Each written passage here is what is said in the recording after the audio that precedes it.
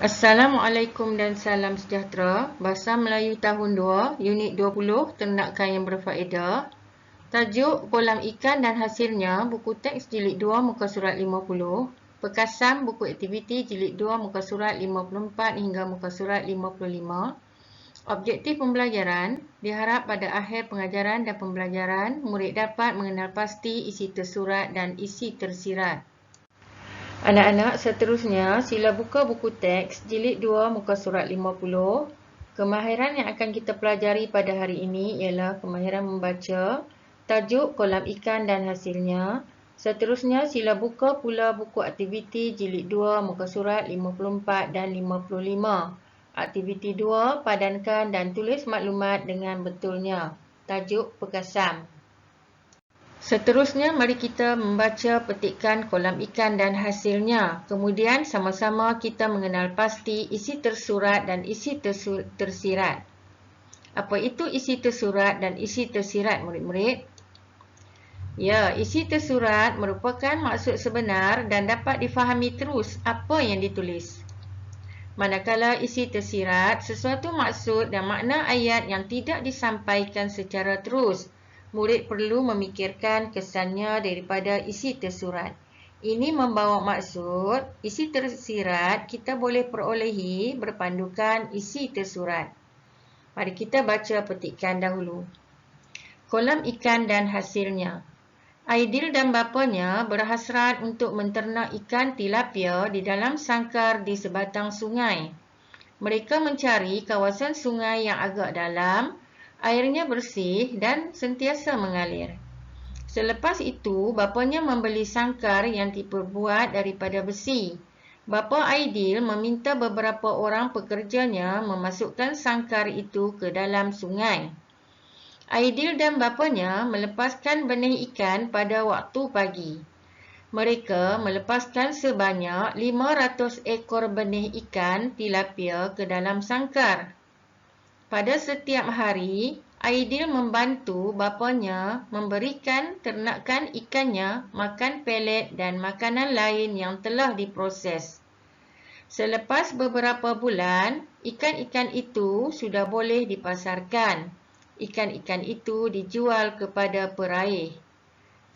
Seterusnya, kita sama-sama mencari isi tersurat dan isi tersirat dalam petikan ini.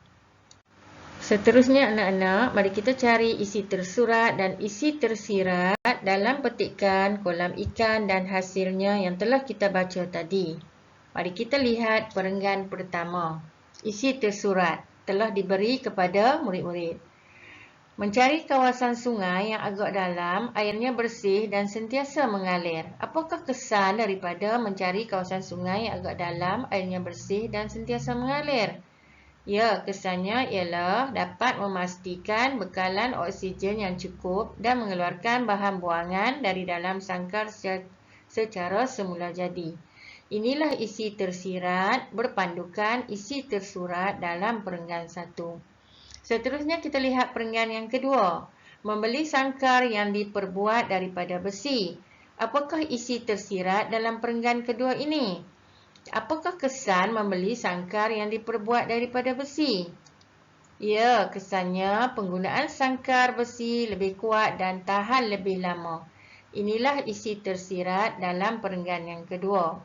Seterusnya kita lihat perenggan yang ketiga. Isi tersuratnya ialah melepaskan benih ikan pada waktu pagi. Mengapa benih ikan dilepaskan pada waktu pagi? Apakah kesannya? Itulah isi tersirat bagi perenggan yang ketiga. Jawapannya ialah cuaca pagi yang sejuk membantu anak ikan hidup dengan sihat. Seterusnya perenggan yang keempat. Isi tersuratnya ialah memberikan ternakan ikan makan pelet dan makanan lain yang telah diproses. Apakah kesan daripada memberi ternakan ikan makan pelet dan makanan lain yang telah diproses? Ya, kesannya ialah anak ikan lebih cepat membesar. Ini merupakan isi tersirat bagi perenggan yang keempat. Seterusnya, sila buka buku aktiviti jilid 2, muka surat 54 dan muka surat 55. Mari kita lihat muka surat 54. Aktiviti 2. Padankan dan tulis maklumat dengan betulnya tajuk pekasam. Dalam muka surat 54 telah diberikan 4 keping gambar kepada murid-murid. Gambar pertama menunjukkan nelayan sedang menangkap ikan. Gambar yang kedua menunjukkan ikan sedang disiang dan dibersihkan. Gambar yang ketiga menunjukkan ikan-ikan telah dimasukkan ke dalam tong bersama garam dan beras. Gambar yang keempat menunjukkan ikan sedang digoreng. Seterusnya kita lihat pula muka surat 55. Murid-murid diminta membaca, memahami dan mengenal pasti isi tersurat dan isi tersirat, kemudian padankan pada ruang yang telah disediakan. Jadi dalam muka surat 55 ini telah diberikan kepada kamu isi tersurat dan juga isi tersirat. Dan kamu perlu padankan dengan betul. Seterusnya murid-murid, mari kita membaca, memahami, mengenal pasti isi tersurat dan isi tersirat, kemudian kita padankan pada ruang yang telah disediakan. Mari kita baca isi tersurat terlebih dahulu. Isi tersurat yang pertama, mencuci ikan dan membelah perut ikan. Yang kedua, memasang pukat. Yang ketiga, gaul beras dengan garam dan perap bersama dengan ikan di dalam tong. Yang keempat, goreng ikan dan menjual ikan pekasam. Mari kita lihat pula isi tersirat yang telah diberikan. Yang pertama, mendapat banyak ikan. Yang kedua, boleh dimakan dan mendapatkan duit. Yang ketiga, ikan bersih. Dan yang keempat, ikan menjadi masin. Mari kita lihat isi tersurat yang pertama dan kita cari isi tersirat yang bersesuaian dengannya.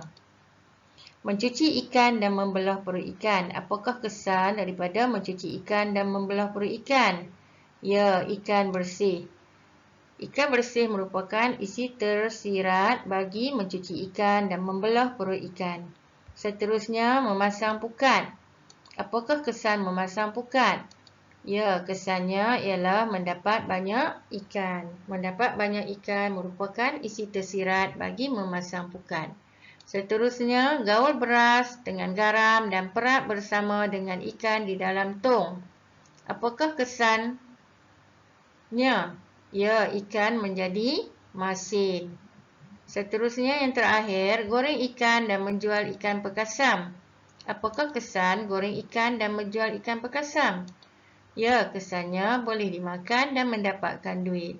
Boleh dimakan dan mendapatkan duit merupakan isi tersirat bagi goreng ikan dan menjual ikan pekasam. Cikgu harap anak-anak dapat memahami dan mengenal pasti isi tersurat dan isi tersirat dalam pelajaran kita pada hari ini. Jawapan yang cikgu telah berikan, cikgu harap dapat memberi panduan kepada kamu untuk kamu menulis jawapan dengan betul. Pelajaran kita setakat ini sahaja untuk hari ini. Cikgu ucapkan selamat belajar. Terima kasih. Assalamualaikum.